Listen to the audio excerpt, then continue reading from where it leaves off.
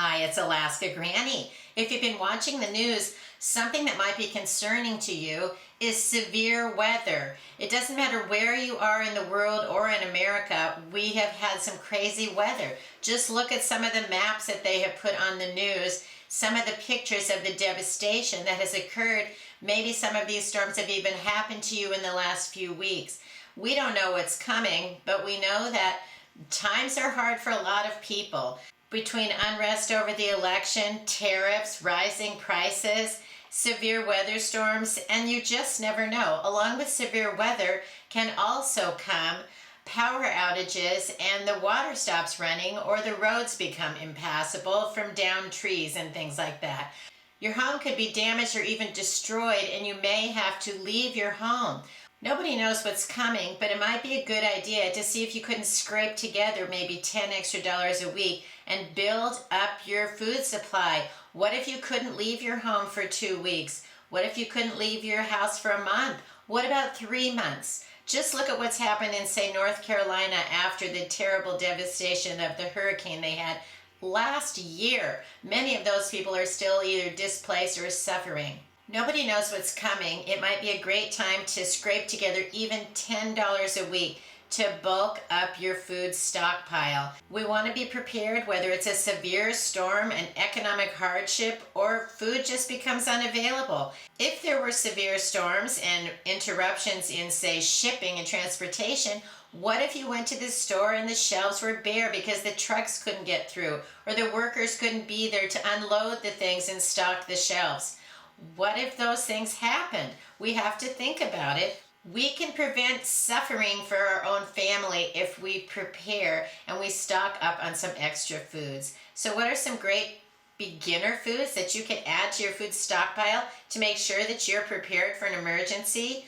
Well, first of all, start with the easiest foods ever that you don't have to do any cooking. You could tear open and eat it. You could start with things like granola bars. You could add crackers to some of your crackers. Maybe you want to add peanut butter. Figure out what's quick and easy that you can open and eat. It's shelf stable. Bread isn't going to last very long in the pantry, but crackers will.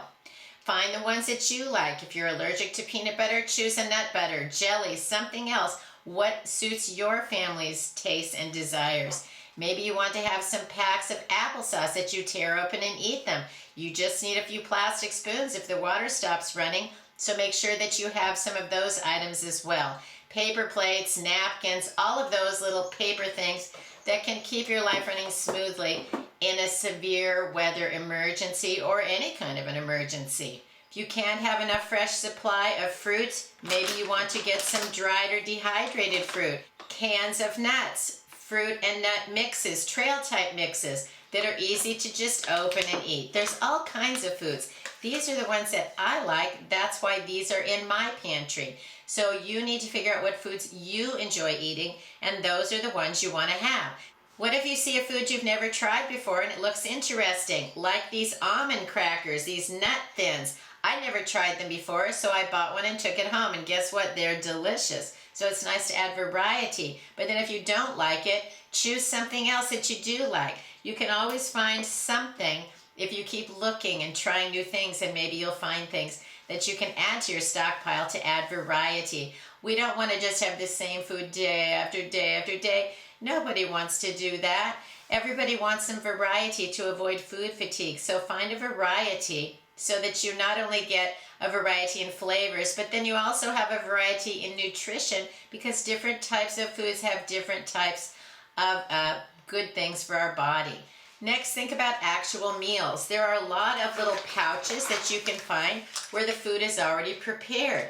I have one that is pinto beans. I also have some meat. I have some rice. There are many varieties of these pouch type foods that are already prepared. They don't need any cooking. You just maybe put them in the microwave for a minute, or put them in a pot with some boiling water and heat them up. But if you couldn't do those things because there was no power, no running water, or you're just stranded in who knows what situation, you could still tear them open and eat them, spread them on a cracker, roll them in a tortilla, make a burrito. There's all different kinds of ways that you could use these types of foods. So find some that you enjoy eating, try them out, see if you like them, and figure out ways to make it work for you. Next, think about canned foods: soups, stews, chili, beefaroni, ravioli. There are all kinds of foods that come in a can that are a full meal ready to eat, or a canned MRE if you like. They're not very expensive. Surely you can find some that everyone in your family is willing to eat, and then you can stock up. So say you want to have soup every day for lunch. You need 7 cans of soup. So that's how you can figure out if you have enough. When I'm stocking up on canned foods, I try to think of each can is a meal for one person. So for every can I have is an extra meal. And that might be a way you can figure out how many cans of food you actually want to have that are meals ready to eat, that you could just tear them open and eat them. But then you can also combine them with other things. Plenty of ways that you can combine canned foods and simple packaged foods into make meals. Sometimes I put them together in a Ziploc bag, and I call them meals in a bag, and then they're sitting in the shelf in my pantry. You can just pull out a bag, mix the foods together, and you have a meal. It doesn't require any thinking. Let's look at some options for just add water foods. You can find some little packets of soup that just need to add water. You can find things like mashed potatoes, just add water. Noodle and rice mixes, just add water. Sometimes they need milk and butter, but if you don't have those things, lots of times they're still going to be fine. You can look for boxes of macaroni and cheese. The types of foods that you would normally eat, you're willing to eat, have extra of those on hand. And maybe you want to try some of the larger mixes of, say, soup mixes. These by Bear Creek are very good. They have a lot of different varieties. They're several dollars. They make a lot of servings. And I've made a video about how I turn these into bigger, better meals by adding a few canned items into them, meats and vegetables, things like that. I'll put a link to the video about how I turn the Bear Creek soups into bigger, better meals. They're great to have in your pantry. They last a few years, and then they can make a nice, big, hearty meal if you need one. Don't forget breakfast. Maybe you want some oatmeal, pancake mix, grits, different kinds of cereals, even powdered milk, canned milk, or the shelf-stable milk. Even you can buy in the little cartons, even at Dollar Tree, that are foods that you can have in your pantry that can give you sustenance, keep you going, easily prepare your meals when you need them. But think about it now, if you're having pancake mix, you probably want some jelly or syrup or something with it, so make sure that you have that on hand. Then let's think about ways that you can make sure you're getting enough protein. There's all different types of canned meats. You can find chicken, beef, pork, turkey, fish like tuna, crab, salmon. There's all different kinds of canned meats. They come in different sizes, so you can find meat that you like, have that extra protein coming into your family. Then say you want to put something together. You could take a can of chicken, make the instant mashed potatoes, serve it over it, maybe mix it together with some of the soup mixes for something that's heartier. There are many different ways to combine your foods to make bigger, better meals, and that was, for example, I was talking about the shelf meals, the meals in a bag, and I'll put a link to that video in case you want to see some of those ideas that I've made videos about before. Then if you think you might really need to leave your home because it was damaged and you couldn't stay there, maybe you want to have some of the things like mountain house meals, the camping and backpacking meals, because these you just have to add boiling water. And technically, the water doesn't have to be boiling. With the mountain house meals, you can just add water, close them up, and let it soak for a while. It's better if you can use boiling water, but if, for example, you don't have a way to boil the water, you can still add fresh drinking water into these and just let them soak and rehydrate, and they're going to be good.